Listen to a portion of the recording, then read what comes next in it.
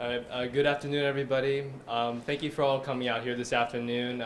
We are the team that's working under Dr. Jason Hallstrom, Dr. Peluso, and have had the honor of working with graduate students Val Spirodnov and Michael Lobenberger.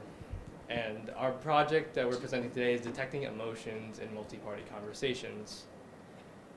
So before we get into our project, a brief introduction on myself. My name is Jacob Belga. I'm a student currently at University of Central Florida. My major of interest is computer science. Some future goals of mine include pursuing more research in human-computer interaction and possibly pursuing a PhD in computer science.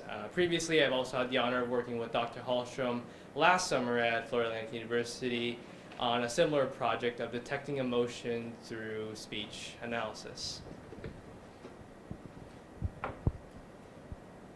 I'm Hannah Gibilisco. I am a rising sophomore at Stetson University in DeLand, Florida. I have experience in Android development, cybersecurity, and now computational neuroscience at FAU at this REU. And I am interested in continuing my career endeavors into artificial intelligence and computational neuroscience. Hi, I'm Serena. I'm also a rising sophomore. I go to Lehigh University. I'm here attending this REU on research of human-computer interaction. I'm also the e-board of Leanin, which is a group for women in tech at my school, and I also TA for the Intro to Programming class at my school. Mental health is a huge issue in the U.S. Every year, we lose up to $43.7 billion in lost work days. So people who are feeling depressed or with any other mental health issues don't go into work because of these emotions that they're feeling. In addition to that, we also spend $57 billion on treatments for mental health disorders. And a lot of that isn't being accessed as much as it should be. So people aren't accessing all of the resources that we have out there for them, and so that $57 billion are going to waste every year. The mental health conditions also tie with cancer as the third most costly condition in the U.S. In addition to that, it is the third leading contributor to the global burden of disease in 2004, and is predicted to rise to the first burden of disease in 2030. 43 billion people are diagnosable for mental health in the U.S., and only 25% of those people actually seek the help that they need. And half of those people don't even get the help that they need because they drop out of therapy after the very first session. This happens a lot because of asynchronous relationship between therapists and their clients, which basically means that the therapists and the clients are often miscommunicating between each other and misunderstanding each other. We hope to solve this by creating a program that helps therapists detect the emotion of their client, so they know how their client is feeling about what they're saying, and also how their client is feeling about what they have to say in response to that. So for our research this summer, we decided to dive into three forms of analyses. We have facial analysis, sentiment analysis, and audio signal analysis, and I'll get into each one of them individually. So starting off with facial analysis, you can see on the image on your right, that's an image of me. This is a real-time program that analyzes key features of your face, from your eyebrows to your eyes, how wide open your mouth is, and according to previous research, there are certain aspects of your face that could contribute to detecting whether you're happy, sad, angry, surprised, or disgusted. Going into sentiment analysis kind of takes what exactly you're saying and transcribes it into text. And then once that text is inputted into our program, it will then analyze whether or not the statements you're saying throughout a conversation is relatively positive or relatively negative.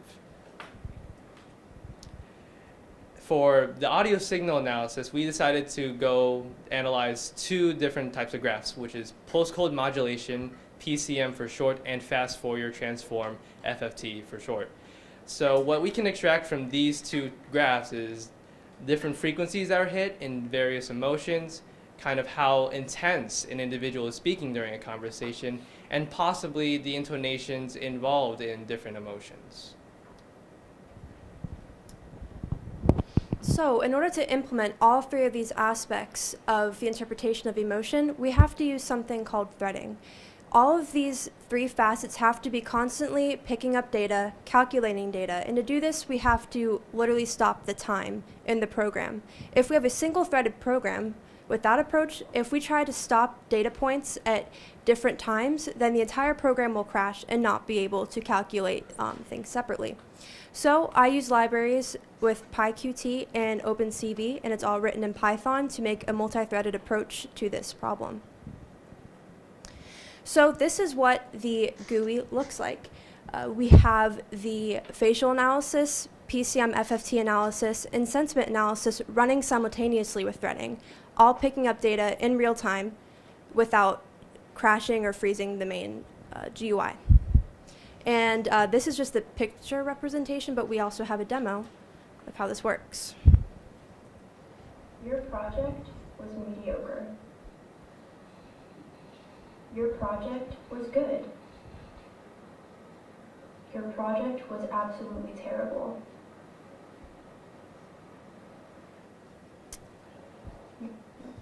And so, as you can see, when I said mediocre, the graph to the right put it as a negative sentiment rating. It wasn't all the way to -1 because these are scored on a scale of -1 to 1. -1 is a completely negative sentiment, 0 is a neutral sentiment, and 1 is a positive sentiment. Mediocre is tagged as a negative. When I said it was good, it went into the positive sphere. When I said it was absolutely terrible, it went almost all the way to -1 as a negative sentiment. And as I was speaking, it printed out the transcript of what I was saying, as well as the average sentiment rating and the real-time sentiment rating. Our future work, we are currently working on a neural network to feed in pre-recorded data to test between pre-coded videos of a person saying a negative sentence to see if our program actually picks it up accurately with those. We hope to use that to optimize efficiency, publish our findings, and really explore the different applications of this software, whether it be therapeutic, medical, or even in the educational sense. So what's the importance of all of this? Going into this project, we had the goal to quantify the intensely subjective nature of human emotion. And people have tried to do this with purely audio data, purely visual data, and purely sentiment analysis. But we figured with integrating all of these, we can have a truly holistic approach to accurately quantify human emotion to help people in all different spheres. And thank you.